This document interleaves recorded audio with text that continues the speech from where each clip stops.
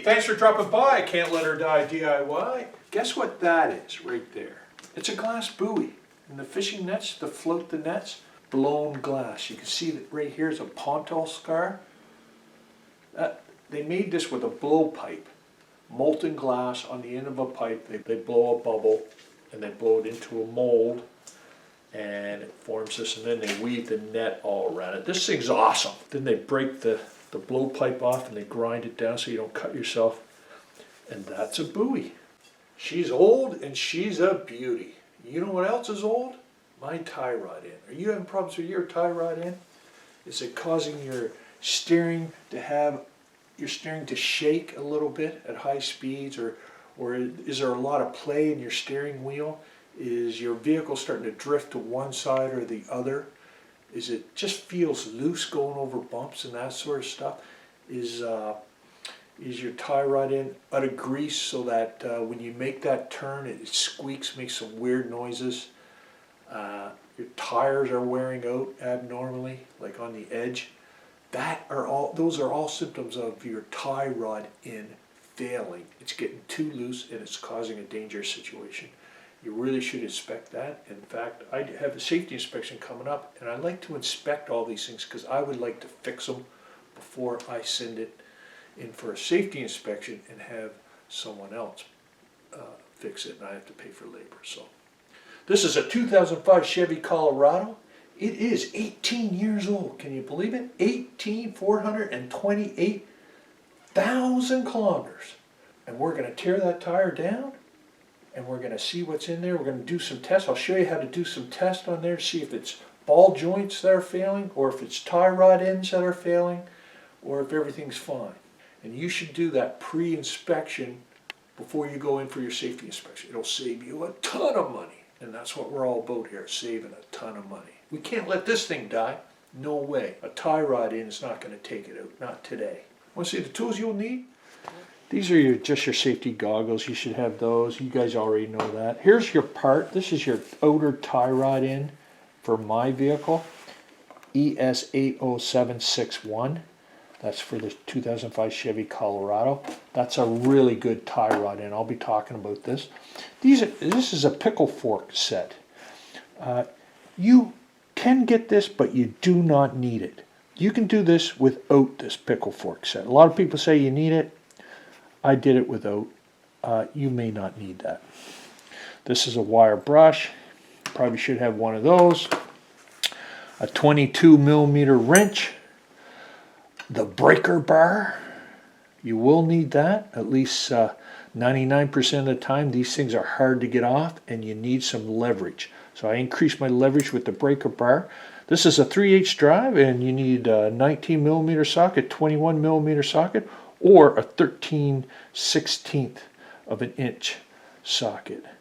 Now for my situation, because this had a long shank on it, yours may not have this long of a shank on it, I needed a deep well 21mm socket. You may or may not need that. You'll have to take a look. And also I needed a 7mm socket down here, and I used my little tiny mini cute and sexy 1/4-inch drive. You'll definitely need some PB blaster or any type of penetrating oil, whatever you think is best. I like the PB blaster myself. And you need another 22mm wrench, so I use an adjustable wrench here. Needle nose pliers. This is a torque wrench for torquing things down to specs. You'll torque down the lug nuts when you're all done. And guess what? It gets serious, folks, when the BFH comes out, the big friendly hammer. You know things aren't working. And look at this. I got heat. I'm applying heat. So she gets nasty. This is going to be a good video because we're getting violent here, folks, and that's always fun. And a grease fitting. Put some grease. That'll save you a ton of money by greasing up your joints. So that's it.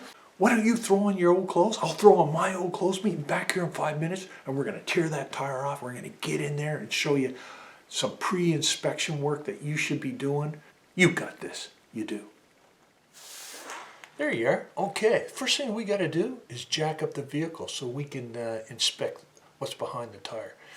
You know we're going to take off the tire, so we better break the lug nuts free now while the vehicle's on the ground, then we'll jack it up. So to do that, get your 19mm socket and a breaker bar if you need it.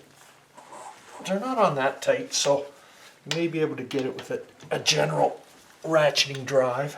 I like to put my jack just behind this first cross member piece on the frame where it's nice and solid, can handle the weight. The jack goes there, you slide under your jack stand just in front of the cross member piece. There's a nice little groove there. Jack stand fits in quite nicely, and then you lower it down on the jack stand. And I'll do this on both sides, both of the front. So I get both front tires up. Now that we got the wheel safely elevated, we got the truck safely jacked up, the wheel can freely move. We've just kind of tightened up a few of these lug nuts so they're nice and snug. They're still broken free, but they're snug so you get no play in between the rim and the hub. Now we're going to do some tests. First we're going to test the ball joints. Are the ball joints, are they worn out? Is there any play in the ball joints? That's what we want to check. So this is what they'll do at the safety inspection. This is what you should do before going there. If you got some sort of crowbar, you can put it underneath the tire and just pry up on it. And you're looking for play going this way. So you're looking, you're trying to get some wiggle going up and down. So, and there's none. There's none on this, which is good. I can't get any sort of movement up and down. The ball joints appear to be fine. Now we're going to test the other linkages. There should be no movement anyway, in any direction on this tire when you jiggle it. So you can go side by side, and do you see that? That is a problem right there. Let's check the other side. I got you over by the passenger side front tire. It's jacked up. We got it's off the ground there. We're gonna do a ball joint test with the bar here, and I'm getting no wiggling that way. But what about the tie rod end, side to side? See that? I'm getting nothing. So that one's really good. See, that's the difference. I'm getting nothing here. No movement up and down, no movement side to side. This is good. The linkages are good on this wheel. Everything's good. Driver's side, not the same story. Are you seeing that movement? You see that? I think we found the culprit here. Right here, if you look, this is the tie rod. This is the outer tie rod end. Right here, starts there and it ends here. It's this this joint right here, and it's how your front tires steer. This goes, and this, when you turn the steering column, this pushes out and pulls in, and it steers your tire. This is a joint, and there should be no play on that at all. Right? Now up and down, we got nothing. Side to side, we got all kinds of play. That is way too much. That is getting into an unsafe condition. That is getting more serious here, right? I don't know how much more before that lets go, and then I'm in big trouble. So top priority, get this fixed. Now, why is this one loose and the other one is not? Before we leave here, take a look. Check this out. This tie rod end does not have a grease fitting. I mean, there's a grease fitting here. Grease nipple, you can apply grease to that. That's solid. There's a grease fitting here. That's not loose. You get no movement in there. But this tie rod end does not allow you to apply grease to it. Let's go over and take a look at the passenger side front tire. There is the tie rod end right here. It has not been sprayed with PB Blaster, but that's the tie rod end right there. Up and down, I got nothing. Side by side, I got nothing, right? I can turn the wheel, right? Because I can steer the wheel this way, right? But I got no movement there. That tie rod end is good. Now let's take a look at it. Let's take a closer examination of this tie rod end. Why did one tie rod end fail and the other tie rod end did not? Well, let's look at it. This is a better tie rod end. Why? Because it has a grease fitting right here. Now a grease fitting, the grease nipple, it costs nothing to put a grease nipple on your tie rod end, right? To design them with a grease, it's just they drill a hole and they just screw that in so that you can apply grease inside this boot. So the boot is not broken. There's grease in there, and that's why it has not failed. In that boot, and there's no jiggling there in that boot. These are fine. The linkages are good. This will pass inspection. It's because you can grease it. If you're the type of person that will put some grease every time you do an oil change, just throw a pump or two of grease into these grease fittings. Your linkages are going to last much longer, and you're going to spend a lot less time on labor. Ball joints too, right? Right? The good ball joints have grease fittings. All right, a little bit of grease, preventative maintenance, goes a long way. This is a great tie rod end. Let's go back to the problematic tie rod end. Pull the tire off, and let's take a look at that tie rod end a lot closer. Put your tire in a safe place. Zooming in, this is the tie rod end. Here is the nut. This is how you adjust your toe in and toe out for your wheel alignment. You screw it this way, you can shorten this distance. You screw it this way, you can lengthen this distance. And that's how they do wheel alignment. So we want to make sure we return the new part exactly the same position. We do not want to throw it out of alignment. So we need that nut to stay there, but we have to break it free, and then we have to get this off and then rotate this off of the inner tie rod. I got a chart on this. I'll throw that up. How much trouble do you think this is going to give me? It gets a lot of this crud off. It kind of helps expose the threads because we're going to need them. And it also, getting this crud away from the cracks there, allows the PB blaster to go where it needs to go. Now if your tie rod end looks good and your ball joints are good, you got no play, you got no movement on there, then you may want to inspect your brakes next. You don't want to get into a safety inspection and have them say, yeah, you need brake pads, and then pay for labor just to put brake pads in. You want to check out your caliper, your slide pins, your brake pads, check your rotor, and I just did a video on that. You may want to take a look at that video. I'll put the link in it up in the top right hand corner.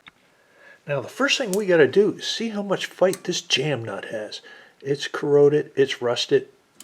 There could be a lot of fight to this little guy. 22 millimeter wrench, and get positioned in there. We'll zoom you in here so you can see all the action.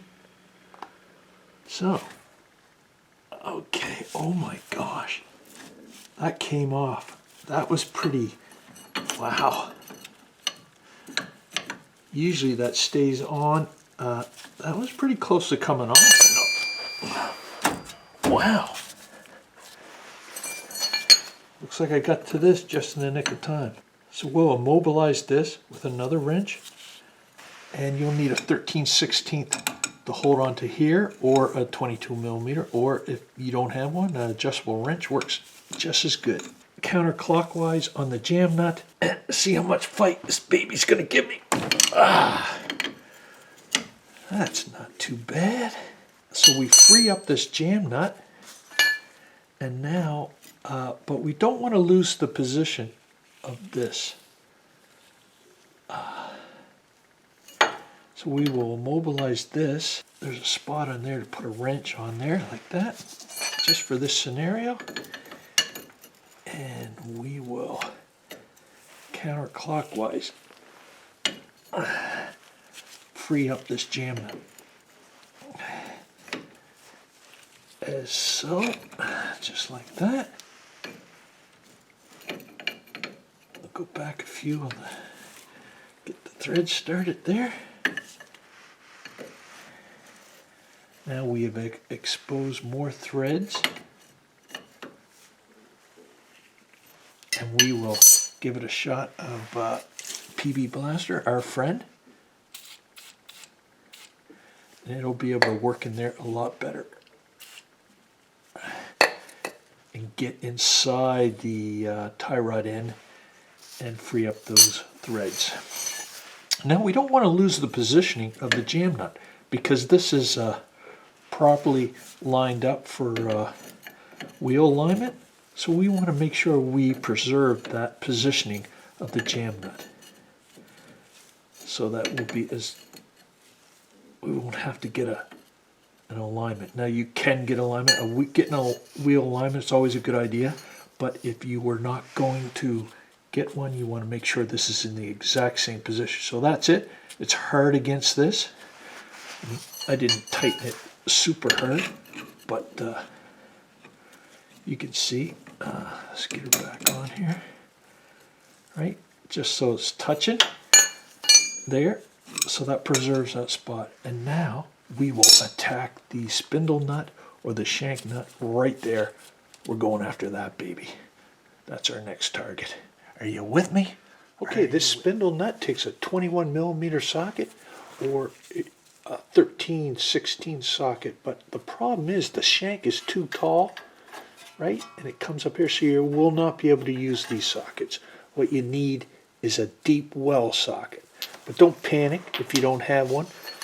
You can get a wrench on there, a 21 millimeter wrench will work, or a 13/16 wrench. But I do have a deep well socket, 21 millimeter. That's what I'm going to use.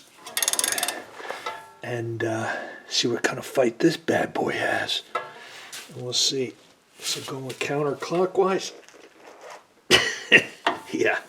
All right. That's okay. She's a little tough.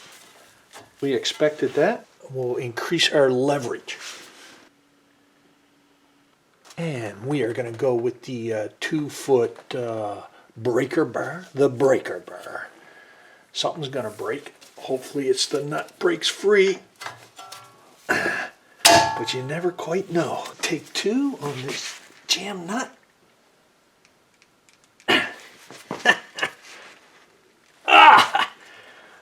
Something's moving, folks. We hope. Let's go back the other way. Oh, that is totally off of that. Okay. It is turning. Hopefully it's the nut turning. I see little thread dust right there, so it is the nut that's turning right there. Right? Now this is a locking nut, so it's going to fight us the whole way. But we have exposed more crack in the seam between the nut and the tie rod end right there, so that PB Blaster can get in there, and also along these threads. It will work its way down and free up that whole thing. It is coming. The danger here is to twist off the shank. So we go slow, we let the PB Blaster do its job, it makes it easier, and we don't shear off this shank, and then we got to be drilling it out and stuff like that. So we don't want to get into that sort of a mess. It will come. Sometimes it requires patience. We'll get it. You got this. This is not hard. We've got it. Hopefully you can see that. Get some light in here. Right there. You can see there's a crack in there, and that allows the PB Blaster to get in there and do its job and work for us. So we're working smarter, not harder. We're getting some rotation here, folks.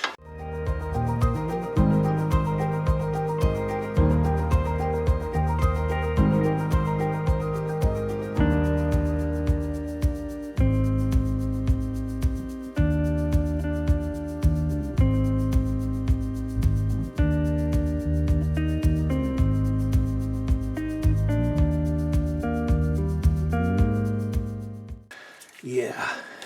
Now, the next problem, it could be seized to the knuckle. This is the knuckle right here. And this is the tie rod in that goes up through there. And there's the shank post. And it can be seized in there to the knuckle. Now you can bang on this. And we may do that. But you don't want to break the knuckle or crack this knuckle in any way. PB Blaster will get the job done. Since we are replacing this tie rod in and not just removing it to work on something else here, we are actually replacing this. So we don't care if we ruin this. So we can do a little bit of pounding here. Now this shank or spindle can be really, really stubborn here. And you may need to use, this is called a pickle fork. And you jam it in there like that. It has a wedge shape to it, and you pound on it, pound it this way, and it applies pressure, downward pressure on the tie rod end and pushes it out. You can get that for $20. You can get a set that hooks up to your ear hammer if you have that, and they cost a bit more, and they come in different sizes for smaller vehicles and trucks and that sort of stuff. And they're good for ball joints as well. But most people don't have one of those, so we're going to try it without, because most of you guys would not have one. And we're not into buying tools. We're into saving money. So we're going to try it. Besides, it's kind of more fun to go with BFH, Big Friendly Hammer. Love this thing. Besides, it's kind of fun to pound the crap out of something. So go to town. So those vibrations also serve to allow the PB Blaster to work its way and vibrate down through the threads and get deeper and deeper, penetrating inside this knuckle to free up those last remaining pieces of rust that is locking that and seizing that up. So we're doing multiple things here, folks. But the most things, we're taking out our frustrations on a shank, on a spindle.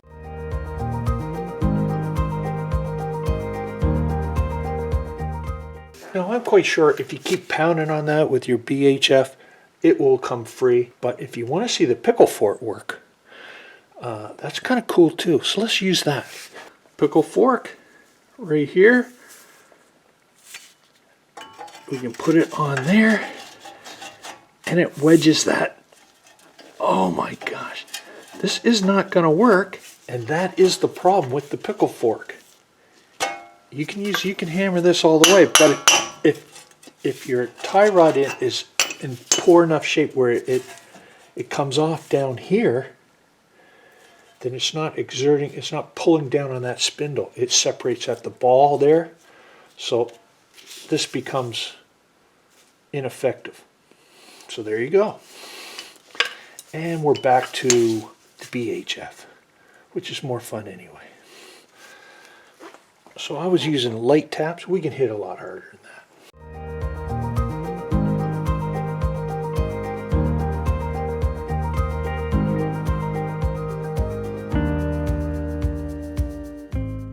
So, you want to play hardball, Mr. Tie Rod End? I'll be your huckleberry.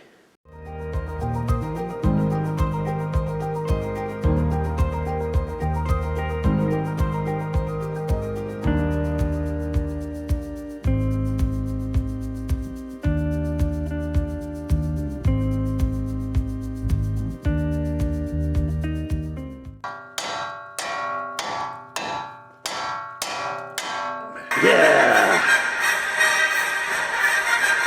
Not so tough now, are you? We've got separation. Excellent. So what happens there is that you heat up the shank red hot or quite hot without. Just make sure you don't get you don't burn any of your boots or anything like that. And then you hit it with the cold PB Blaster. So that shocks the post. It expands when it's heated. Then you hit it with the cold PB Blaster, and it shocks it. It goes cold. It suddenly contracts. It causes a crack in those last seized areas of rust holding that on, and it also allows the PB blaster to get right into that crack. Then you hammer it a few times after that, and you usually have success. So I'm really glad that I had a lot of challenges on this tie rod end, because it makes for a better video, and you guys can see that it really, a lot of videos on the internet is misleading. Things come off very easily. It's easy to replace a tie rod end if it's a brand new or very new tie rod end. But when you're looking at 18 years, then it's more like this. So I like to use a progression of tactics and tools as I progress towards, and you see we ended up with the heat. And heat is very good. So you can get one of these propane torches. These ones are really good. You just hit the button and it lights. And it's very safe and that sort of thing. So I do recommend one of these, because almost every project you get one nut that does not want to come off. It fights you. Relentless, ruthless.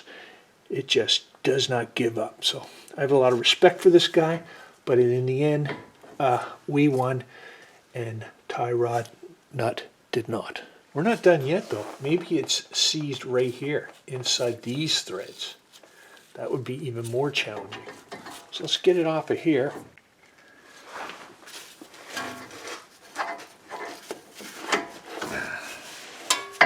Gotcha. Oh, look at that. That PB blaster must have worked. Oh my gosh. Isn't that something?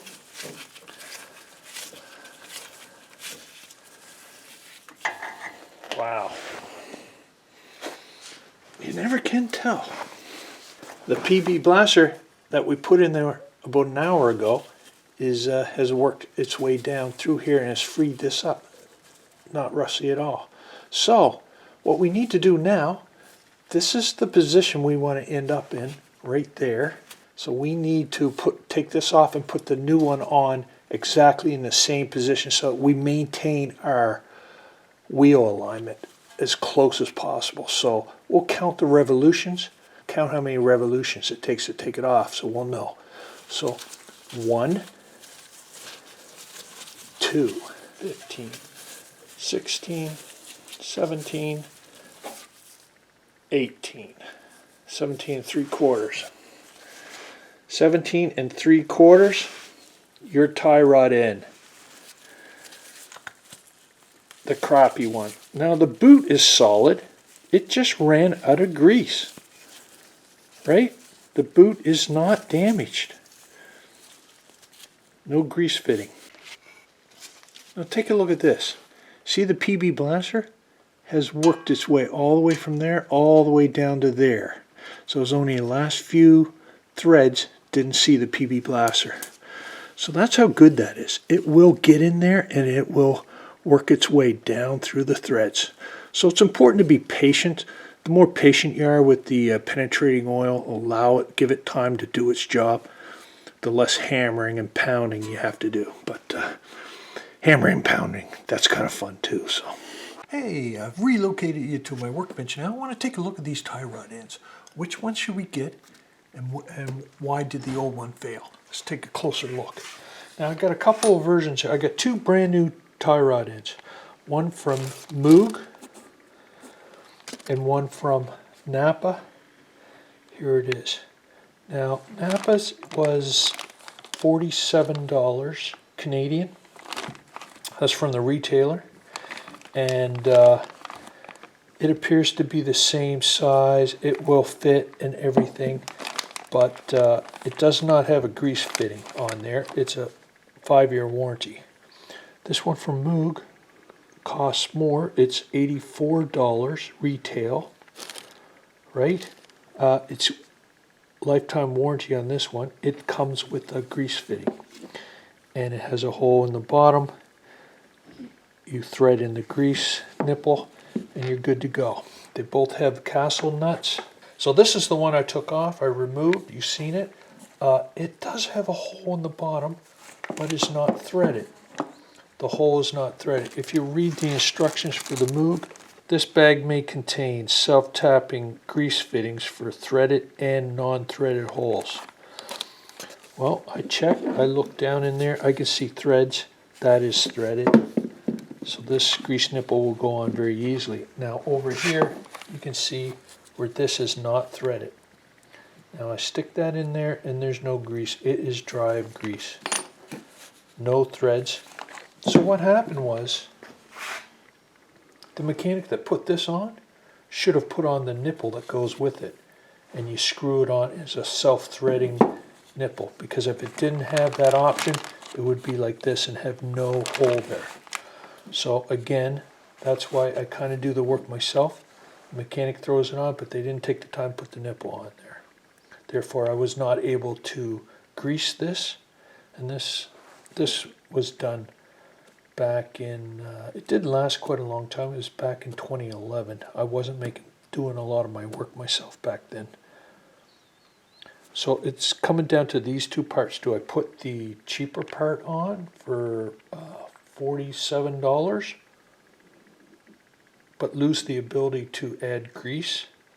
And when it runs out of grease, it'll be just like this one and fail? Or do I go with the lifetime warranty for $84? Well, it's an easy decision for me because I'm in there and I'm greasing everything else, and I want to be able to grease this component too. So I'm going with that. That's why I did not take this out of the package, because I'm taking this back and I'm going with the quality lifetime warranty part. So this goes back in here. I'll be getting my money back out of that. But that can be your decision. Maybe you're just, you're not going to keep it for a long time, but I'm keeping my truck for as long as I can. I'm not reselling it or anything. So there can be a use for this if you're not going to keep it very long. Or if you don't have a tendency to put grease on your things, you're not going to grease it anyway, you might as well go with that. But I will grease it, and I'm going with this. I don't want it to fail. You can tell they put more quality in here. They put their name on it. Any company that puts their name right on, they're taking pride in their product.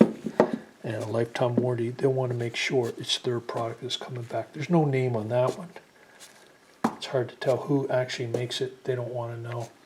And there's no name on this one. So the cheap parts, no grease fitting, and no name. The mechanic doesn't put it. Now these are both the same size. Now you may notice this one's a little taller. So I'm not even sure. This may be just a general universal one used for many different vehicles. But this is the one specific to my vehicle. That brings us to the part number. This is the part number. If it's below a certain VIN number, so my truck is a 2005 Chevy Colorado. The first half of those Chevy Colorados took this part. If it's a late model in that year, it takes another tie rod in. What was it, $84 there? $47 on that one. But you know what? Amazon, we can get this on Amazon right now for $25 American.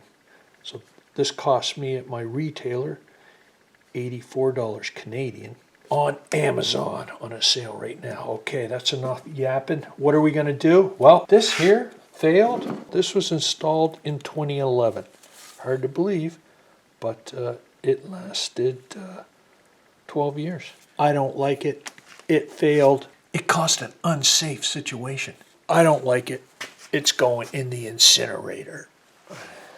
Stand back. We fired up the incinerator over there. She's good to go. It is destined for the dump.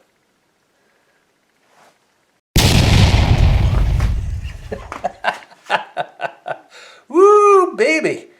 She's smoking. Love it. Now this one, the Mood product, tie rod in, is going on the truck. We love this, baby. Check it out. With the grease fitting there, I can service this. This is going to last forever. Lifetime warranty. I always go for that. I want quality.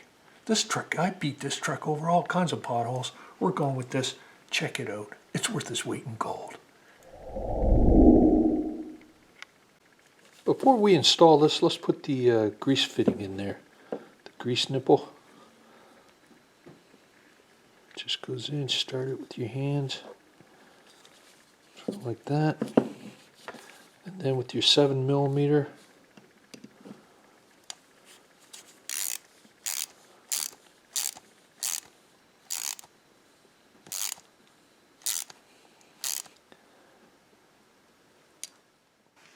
This is the inner tie rod right here, and it is in good shape. I got no play there. There's no movement on this joint in here, so we're good with not replacing that.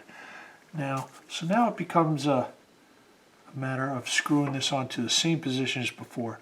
Now the jam nut we have in the exact position that the last wheel alignment worked. This is where they wanted it to be. Since everything else has changed, since the distance from here to there is the same on the new part, put this on. You remember how many times, how many revolutions? It was 17 3/4. So 1, that's 1, 2, 3, 4, 5, 6, 7, 15, 16, 17 3/4. 17 1/2 to 3/4. So we need that up the right way.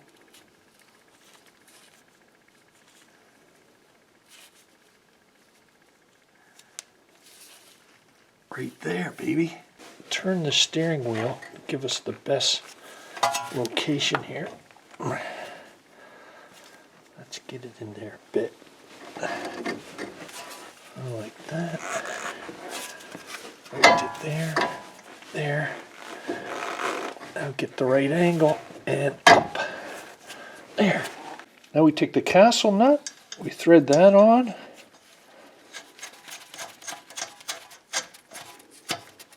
And we need to torque this down to spec. Okay, let's torque this sucker down with your 21mm or 13/16 of an inch socket, deep well socket. Actually, this one you may not need the deep well socket because the shank isn't that long. Yeah, there you go. You don't need the deep well, right? So the other one must have been a universal tie rod in because, right, it fit multiple vehicles. The spec is 42 foot-pounds. I got the torque wrench set to 42. We'll get this on there.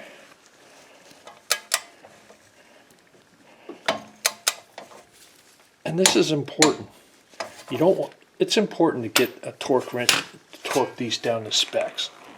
Whether all the mechanics do it or not, I'm not sure, but it is very important because you don't want to stretch the threads in here, pull this up too much, and moog the manufacturer of this tie rod in says 42, and they say it's very important to not stretch that. It'll cause premature wear, and we don't want that. That's the whole reason why we're here. So if you did this correctly, look at this. The castle nut lines up with the hole in there, so that it tells you that we did that correctly. We'll do it this way. So that cotter pin goes in through the hole in between the upright portions of the castle nut, and then we bend this all the way around. So with your handy dandy needle nose pliers, grab the little portion of that cotter pin there and wrap it right around that castle nut. One that way, grab the other one, go the other way with it. Tuck it around there nice and neat, like that. Get it right in nice and close, so it looks like a professional job. And it is. So that's it. Torque down to 42. The jam nuts in the original position that it always has been. This is exactly built to spec, is the same distance as the old one. That should maintain the the original alignment.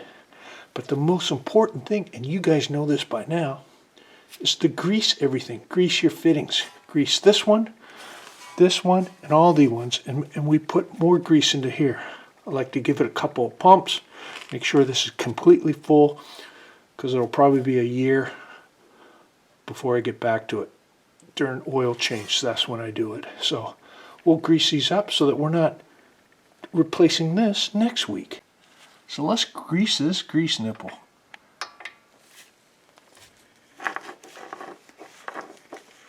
One, 2, 3, 4, 5, 6, 7, 8, 9, 10. 10 on there. You don't want to overdo it. Now this is a small boot on this one. So 1, 2, 3, 4. I can see the boot coming out. Look, and there's grease coming out. So we don't want to blow through the seam there. There's plenty there. 1, 2, 3. There. I can see the boot expanding. That's all I want in there. 3. So I put 3, 3. I put 10 in there. Okay, now we have that installed. We have it greased up. We have it torqued down to spec on the jam nut and on the castle nut. That is good. It's perfectly installed. But since we're in here, we got the wheel off, and it's always a good idea to relocate your light here and spray some fluid film. And on the frame here. This is an area that gets high splash.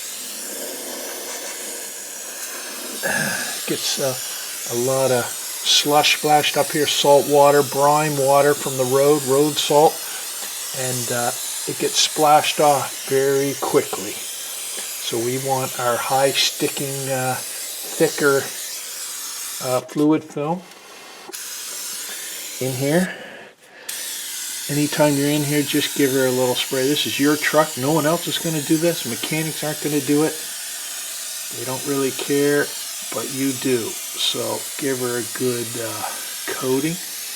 And I do have a video on undercoating. I do the whole truck, and it's really good. You can see my undercoating is still there in that spot. See, that is dust coated in oil. See, there's no rust underneath that, but it does flake off, where it gets a lot of pressure from the splash and that sort of thing. Beautiful. Now we put the tire back on. Our brakes are good. I inspected that previously. Now my tie rod in is good. You should do both sides. It's probably a good idea to get a wheel alignment as well, but I'm pretty confident we have the same distance from here to there. But I'll watch this in case there's irregular wear, and I'll get a wheel alignment if necessary. Okay, now we just put the tire back on. We torqued the lug nuts down to 100 foot-pounds in a crisscross pattern. I'm not going to do it for you. You've seen me do it many times. I'm going to take the opportunity while I got half the truck jacked up to rotate the tire. So this bad boy is going on the back because they are unidirectional tires. So I have to rotate them back to the back and the back ones to the front on each side. So that's what I'm going to do. And when I pop the tire off, I'm going to give her a little touch up on the undercoating like I did here on all 4 tires. That's what I like to do, keep this thing going. 18 years, 428,000 kilometers.